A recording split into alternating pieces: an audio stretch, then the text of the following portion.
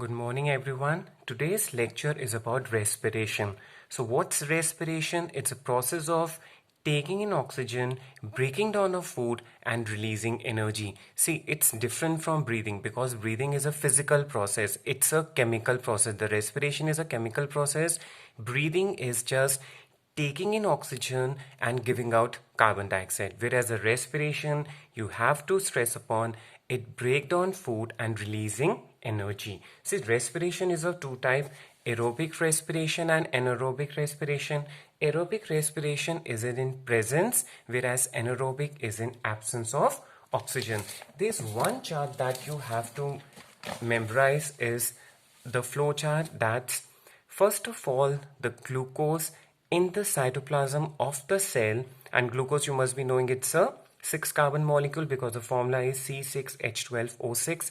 Its breakdown into pyruvate. This is a new compound that you have to learn in 10th standard. A 3 carbon molecule, you don't have to learn the formula, just the name of the compound and releasing energy. So first of all we'll do with aerobic respiration. In the aerobic respiration जो अभी हमारे में हो रही है, that's in the presence of oxygen.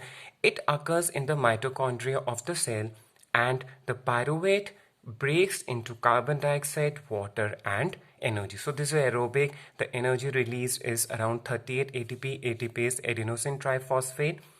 Whereas in our muscles, when we are doing vigorous exercise, जब हम भाग रहे हैं, दौड़ रहे हैं, हम काम कर रहे हैं, so muscles में there's a lack of oxygen, and during the lack of oxygen it releases lactic acid, and the lactic acid causes muscle cramps. And in the yeast, during the process of fermentation, that's in absence. I repeat, in a body it can't be absent, either it is lack or it is presence. But yeast, that's anaerobic, which is in absence of oxygen. The pyruvate breaks into ethanol, carbon dioxide, and energy. And ethanol we'll be studying in carbon chapter. It's a 2 carbon molecule, and it releases around 2 ATP molecule of energy. Now the whole flow chart of the breathing is, now I will be doing breathing. Breathing may we have two steps. It's inhalation and exhalation. While inhalation, this is a flap which is a diaphragm. It moves down. It increases the volume of the lungs and air rushes in. That's inhalation.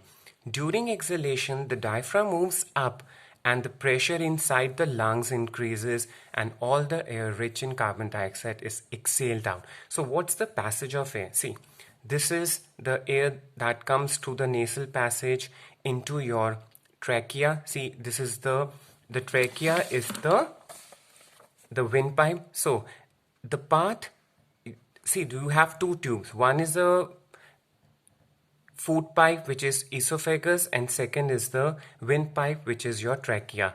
See, the trachea, the opening of the trachea is known as glottis, which has a flap called epiglottis. So when you eat food, the epiglottis covers the glottis so that the food goes into the food pipe and not into the trachea. In the trachea, you can see there are certain rings which are known as rings of cartilage.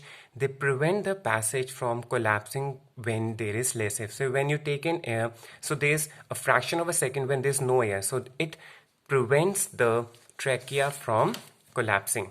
So from the trachea, the trachea divides into two parts which are known as bronchi. So there are two bronchi because we have two lungs. The bronchi then further divided into many small bronchioles. These bronchioles end up in an alveolar sac or an alveoli, and these alveoli are richly supplied with blood vessels because the exchange of gases occurs in the alveoli. So there's two new terms you have to memorize. One is the alveoli, which are present in the lungs, and second is the villi, which are present in the small intestine. So what's the common between the two? They both increase the surface area and they are richly supplied with blood vessels. But the difference is that alveoli is for exchange of gases and the villi is to absorb the food. So how does the exchange of gases occurs in the alveoli? It's a process called diffusion. 9th में आपने करा था. It's a diffusion is a process. It's the movement of a substance from higher concentration to lower concentration. So when you take in air, it is rich in oxygen, and the alveoli has blood vessels where the blood comes from the body, which is rich in carbon dioxide. So the oxygen goes into the blood by process of diffusion, that means from high concentration to low concentration, and the same way carbon dioxide from the blood comes into the alveoli again by the process diffusion, and when you exhale, this air rich in carbon dioxide is exhaled out. This is all about the breathing and the respiration part.